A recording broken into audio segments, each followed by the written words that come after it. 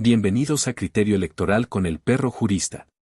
¿Cuándo vas a votar por diputados? ¿Alguna vez te has preguntado qué pasa realmente cuando marcas la boleta?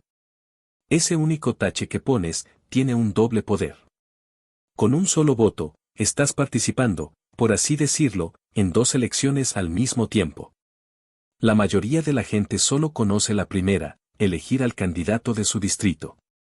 Pero la segunda elección, la que ocurre de forma simultánea, es la que define la verdadera pluralidad de nuestro país. Se llama representación proporcional. Muchos consideran que tener legisladores de representación proporcional es un gasto innecesario, o dicen que es solo para que los partidos metan a sus amigos al Congreso. Pero la realidad es mucho más profunda.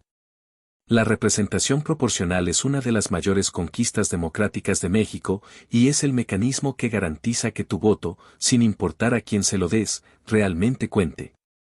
Hoy, vamos a desentrañar qué es, por qué es tan importante, y cómo se ha convertido en el centro de una de las batallas legales más feroces por el alma de nuestra democracia. Capítulo 1. ¿Por qué existe la representación proporcional? La lucha contra el voto desperdiciado. Para entenderlo, imagina un país con 100 votantes. El Partido Azul obtiene 51 votos, y el Partido Rojo obtiene 49. En un sistema de el ganador se lleva todo, el Partido Azul obtendría el 100% del poder, y los 49 votantes del Partido Rojo se quedarían sin ninguna voz, sin nadie que los represente. Su voto, en la práctica, se desperdiciaría. La representación proporcional nació para corregir esa injusticia. Su objetivo es simple y poderoso, que la composición del Congreso sea un espejo lo más fiel posible de la sociedad. Si un partido obtiene el 30% de los votos a nivel nacional, debería tener aproximadamente el 30% de los escaños. En México, de los 500 diputados, 300 se eligen por mayoría en sus distritos, y otros 200 se asignan por representación proporcional.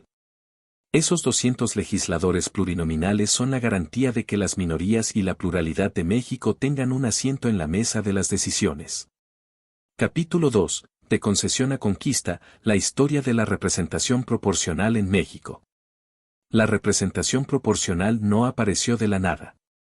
Fue una conquista democrática gradual.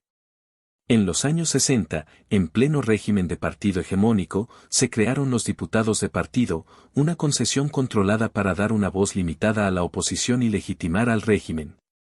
Fue hasta la gran reforma política de 1977 que se abrió formalmente la puerta a la pluralidad en el Congreso.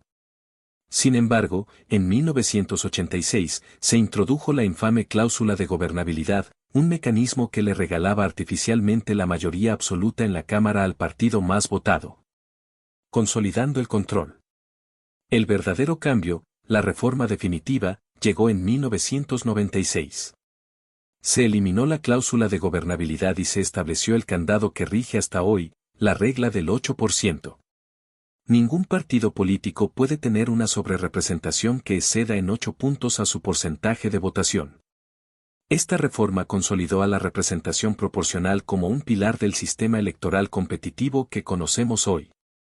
Capítulo 3. El argumento del gasto innecesario, un falso dilema. Una crítica recurrente es que los 200 diputados de representación proporcional son un gasto innecesario. Pero los datos cuentan otra historia. Considerando el presupuesto de egresos de la Federación de 2024, el costo de estos 200 legisladores representa un marginal 0.039% del gasto total del país. Es fiscalmente insignificante. El argumento del gasto, por tanto, es una herramienta retórica para deslegitimar un contrapeso. Se plantea un falso dilema entre ahorro y democracia. Es imposible ponerle precio al pluralismo político, a la inclusión de las minorías o a la legitimidad de nuestras instituciones. El verdadero costo de eliminar la representación proporcional no sería un ahorro para el erario, sino la erosión de la representatividad democrática, un precio inconmensurablemente mayor. Capítulo 4. El desafío actual, sobre representación y el fraude a la ley. A pesar de su importancia, la representación proporcional enfrenta un desafío mayúsculo, el uso estratégico de las coaliciones para burlar el límite del 8%. La estrategia, calificada por expertos como un fraude a la ley, consiste en que el partido grande de una coalición postula a sus propios candidatos bajo las siglas de sus aliados más pequeños. Cuando ganan, el triunfo se cuenta para el partido pequeño, y el partido grande evita así rebasar su límite, logrando en bloque un poder desproporcionado.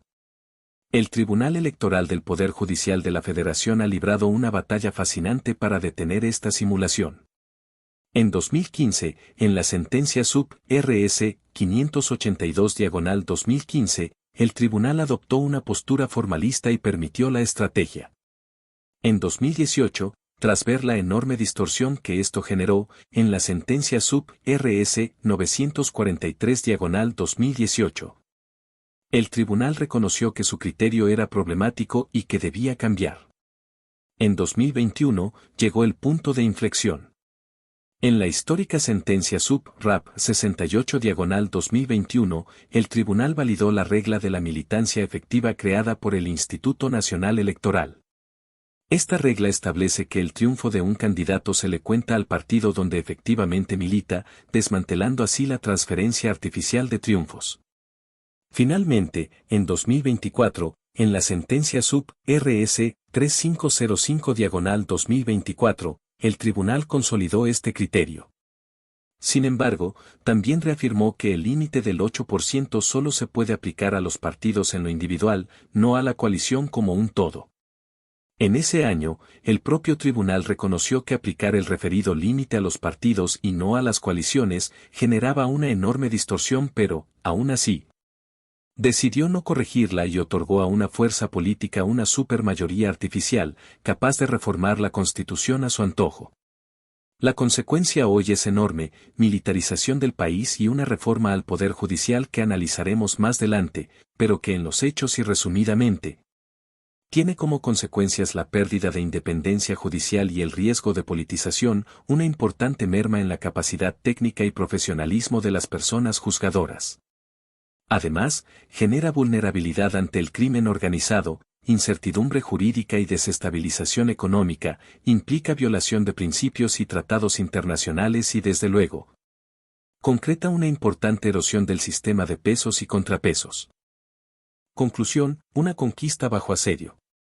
La representación proporcional es una conquista democrática irrenunciable. Es la garantía de que el Congreso se parezca a México, con toda su diversidad y pluralidad. Es el mecanismo que le da valor a tu voto, sin importar dónde vivas o por quién votes. Sin embargo, como hemos visto, es una conquista bajo asedio constante, amenazada por estrategias que buscan concentrar el poder a costa de la representatividad. La lucha por un sistema electoral verdaderamente justo y equitativo nunca termina. Ahora, la pregunta final es para ustedes, sabiendo que la solución judicial ha sido insuficiente. ¿Creen que es necesaria una reforma constitucional que establezca explícitamente que los límites de sobrerepresentación se deben aplicar a las coaliciones como un todo? Quiero leer su análisis en los comentarios. Si les gustó esta clase magistral, no olviden darle like, suscribirse y activar la campanita. Soy el perro jurista, y esta fue la defensa del valor de tu voto.